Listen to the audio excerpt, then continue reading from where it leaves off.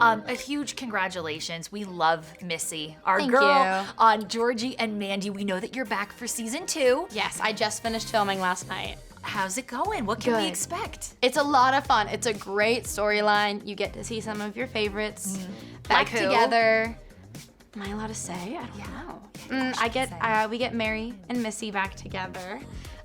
We get the band back together, and then of course we have scenes with Montana, Georgie. Yes. It was a lot of fun. I loved it. I missed everyone so much, and it's a great storyline. I'm not doing anything for that psycho.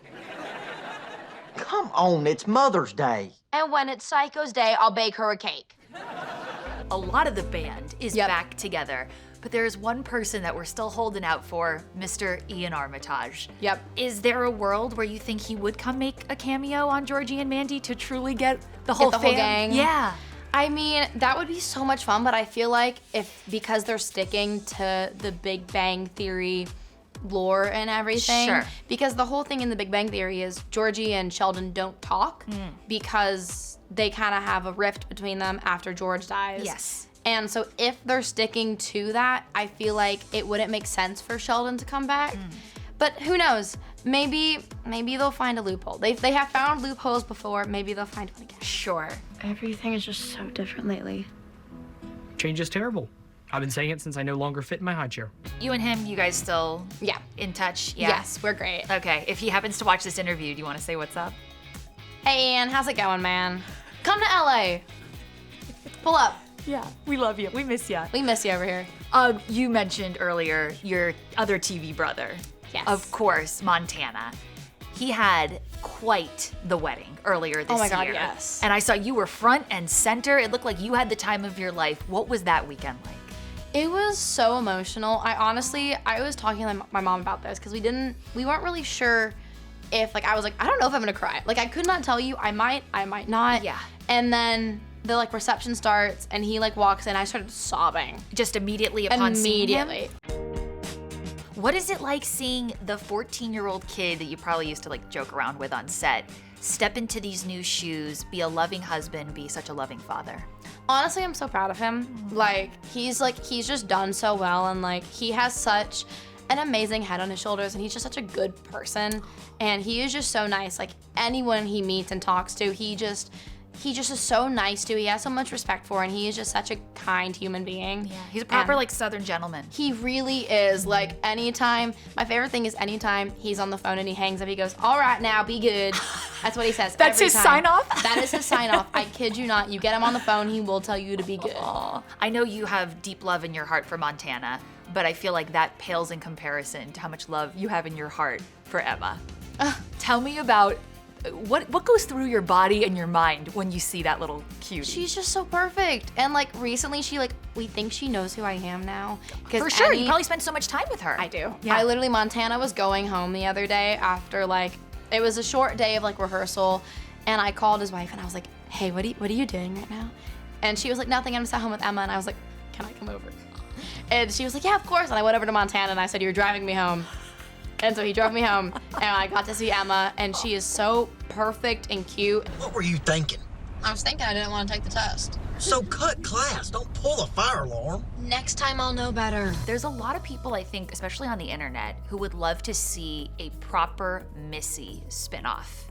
Is that something that you've thought about? Would you be interested in doing that? People have asked me about that, and I love Missy so much. I couldn't say no. How long do you see yourself in the Missy shoes? I love her so much, especially because I view her very much like 9-year-old me. And so it feels kind of like... You're protective. I'm very protective of Missy. And so I love her to death. And she is such a fun character to play, and I know her so well. So I will always love to return to Missy. We at ET, we love you so much. Thank you. We've been with you from the very beginning. So we prepared a little surprise for you. Oh my God. And this is 9-year-old Reagan getting excited about Young Sheldon. She can be sassy and I can be sassy. That's not a bad thing. That's not a bad thing. It's not. Oh my God. It's not at all. I know. So how are you not like her? I'm not like her because she is sarcastic. I'm not. She's a smart aleck. I'm not. And for Sheldon, she's a thorn in the side. I'm not. You're not. Ask Montana that, he might say something else. What do you mean? Oh, he A thorn in the disagrees with side. yeah. He might disagree with that. I annoy him to death, but he loves it. What advice would you give that young person? Ooh. I feel like probably stay in the moment and like, because especially starting the show, I was a new 9. I didn't know what it was gonna be. I didn't know to like really treasure it, and it was only within the last like 2-3 years of the show when I was older and like was more aware of how lucky I was that I was like be in the moment, just really like take it all in, especially that last season. That's all we were doing. Yeah. But so I feel like little me wasn't aware of that yet. It's been 8 years since we first met Raegan Revord on Young Sheldon, and now they've got something new to celebrate. Their debut young adult novel, Rules for Fake Girlfriends, out September 2nd.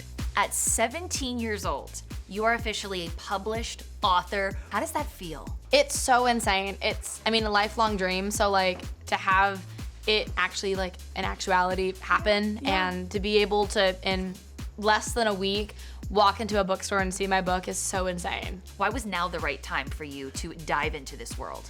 I mean, honestly, I think with the show ending, it was the perfect timing. I was partially writing it whenever we were finishing, like wrapping up the last season. Like go to your dressing room, write a little bit? Even worse, I would be on set. I had my computer in my lap. So if we were doing like a dinner scene, I'd have my computer in my lap on set. They'd say cut, put it on the table, write a little bit, hide it, action. Oh my gosh. And so I wrote a little bit, like probably like half of it on set. Tell us what it's about and maybe the inspiration behind it. Where did you come up with all of this? So the book is a YA rom-com, and it's about, the main character's name is Avery, and after her mother passes away, in the mom's will, she leaves Avery the first clue to a scavenger hunt that sends her to Brighton, England, where on the train to her mother's alma mater, she meets Charlie, who agrees to help her complete the scavenger hunt if she agrees to fake date to get Charlie's ex back. But of course, fake dating, things go astray as they have to. Right. And there's some secrets that are revealed, and there's some twists and turns in there. I think it's also so cool that it is a queer romantic comedy adventure. Yep. How important is that type of representation for you?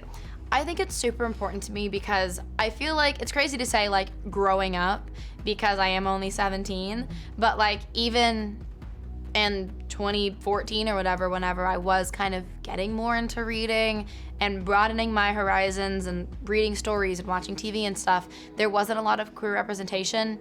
Even in 2014, 10 years ago, which is crazy to say. You also came out as non-binary earlier this year.